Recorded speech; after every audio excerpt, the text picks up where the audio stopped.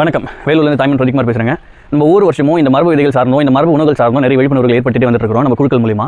இந்த வருஷமும் பார்த்தீங்கன்னா ஒவ்வொரு மாவட்டத்தில் இருந்ததை இன்றைக்கி ஒரு கிராமத்துக்கு கொண்டு போய் சேர்க்கணுன்ற விதத்தில் நம்மளுடைய கிராமத்திலேயே முதல் இதை தொடங்கியிருக்கிறோம். அணைக்கட்டில் இந்த வருஷம் 13ஆம் தேதி ஜூலை மாதம் நம்ம ஊரில் இருக்கக்கூடிய கெங்கநல்லூர் விழா மேடையில் இந்த திருவிழாவை முன்னெடுத்துருக்கிறோம். அதாவது உணவு திருவிழாங்க.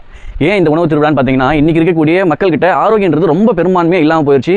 மாத்திரை சாப்பிடாமல் ஆள் இருக்கிறாங்களா அப்படின்னு கேட்டோம்னா கிடையவே கிடையாதுன்ற ஒரு உண்மை தான் இது. நீங்கள் மாத்திரை சாப்பிட்றாங்களான்னு கேட்டிங்க, மாத்திரை சாப்பிடாமல் இருக்கிறாங்களா அப்படின்னு கேட்டிங்கன்னா அந்த மாதிரி ஒரு மனுஷனே நம்ம இல்லைன்ற மாதிரி ஆயிடுச்சு.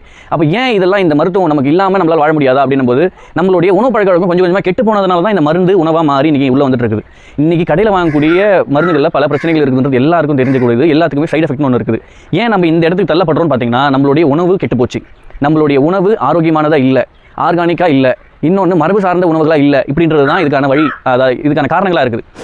அப்போ இதை நம்ம என்ன பண்ணணும்னா, நம்மளுடைய முன்னோர்கள் வழியை மட்டும்தான் பின்பற்றினா மட்டும்தான் முடியுன்றது தான் தெரிய வருது. அதனால தான் நம்ம கொஞ்ச காலம் இதை பின்னோக்கி இருக்கிறோம். அப்போ ஒரு 100 வருஷத்துக்கு முன்னாடி இங்கே இருந்த உணவுகள்லாம் எப்படிலாம் இருந்துச்சு, அந்த உணவுகளை இன்றைக்கி இருக்கிற டெக்னிக்கலுக்கு ஏற்ற மாதிரி, இன்றைக்கி இருக்கிற குழந்தைங்களுக்கு ஏற்ற மாதிரி எப்படி அதை சமைச்சு கொடுக்குறதுன்றது தான் இன்றைக்கி சவாலான ஒரு விஷயமா இருக்குது. எல்லாராலையும் கருப்பு கொஞ்சம் அரிசி வாங்கிட முடியுது, ஆனால் அதை எப்படி சமைக்கிறதுன்றது தான் எல்லாருமே குழம்பு நிற்கிறாங்க. அப்போ இது எல்லாத்தையுமே சொல்லிக் கொடுக்கக்கூடிய ஒரு தளமாக தான் பார்த்திங்கன்னா இந்த உணவு திருவிழா இருக்கும். ஒரு 5-6 வருஷமாக நம்ம கண்ணெதிரில் பார்த்துட்டு இருக்கிறோம். நம்ம அக்கா ரேகாக்காவை அவங்க இந்த மாதிரியான மரபு உணவுகளில் ரொம்ப செம்மைப்படுத்தி அதை எப்படி சுவையானதாக மாற்ற முடியும், எப்படி குழந்தைங்கிட்ட கொண்டு போய் கொடுக்க முடியும் அப்படின்றது எல்லாத்தையுமே இவங்க தொடர்ந்து செஞ்சுட்டு வராங்க. அவங்க உங்களுக்கு சொல்லிக் கொடுக்கறதுக்காக இந்த திருவிழாவுக்கு வராங்க. இதை தாண்டி ஒரு 18 வருஷமாக இயற்கை விவசாயத்துலையும் சரி, மாடி தோட்டத்துலையும் சரி விழிப்புணர்வு செஞ்சுட்டு இருக்கக்கூடிய விதைத்தீவு பிரியாக்கா வராங்க. நம்ம விதைக்காகவே ஊராக சுற்றி நம்ம விதைகளை கொண்டு வந்து சேர்க்கக்கூடிய நம்ம சுந்தர் வராரு. இதை தாண்டி திருவண்ணாமலையில் ஒளிஞ்சிருக்கக்கூடிய ஒரு பொக்கிஷமாக பார்க்கக்கூடிய லெனின் இருக்கிறாரு. இவங்க எல்லாருமே உங்களுக்கு இந்த விவசாயம் சார்ந்தும் இந்த மரபு உணவுகள் சார்ந்தும் இருக்கக்கூடிய பிரச்சனைகளையும் இது சார்ந்து இருக்கக்கூடிய தீர்வுகளையும் கையோடு கொண்டு வராங்க.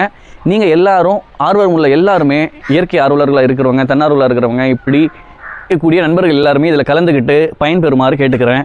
இந்த ஆரோக்கியம் தான் மிகப்பெரிய செல்வம். அந்த ஆரோக்கியத்தை விட்டுட்டு நம்ம வேறு எதுவுமே செய்ய முடியாது. இந்த சித்தருன்ற இந்த உடம்பு கரெக்டாக இருந்தால் மட்டும்தான். இந்த இயற்கை ஆர்வலர்களாக இருக்கக்கூடிய நண்பர்கள் எல்லாருமே இதில் வந்து கலந்துக்கணும்னு கேட்டுக்கிறேன். கலந்துக்கிட்டு பயன்பெறுங்க. நம்மளுடைய ஆரோக்கியம் தான் இங்கே முதன்மையான செல்வம். அதை தாண்டி பணம் சம்பாதிக்கிறது ஒரு பெரிய விஷயம் இல்லை. அப்போ இதை முதல் நம்ம சரிப்படுத்திக்கணும் அப்படின்றது நம்ம முக்கியமான ஒரு குறிக்கோளாக நம்ம எடுத்துக்கணும். இந்த உணவு முறையை மாற்றணும். வாங்க எங்களோட கலந்து இந்த வேலைகளை தொடங்குவோம். நன்றி, வணக்கம்.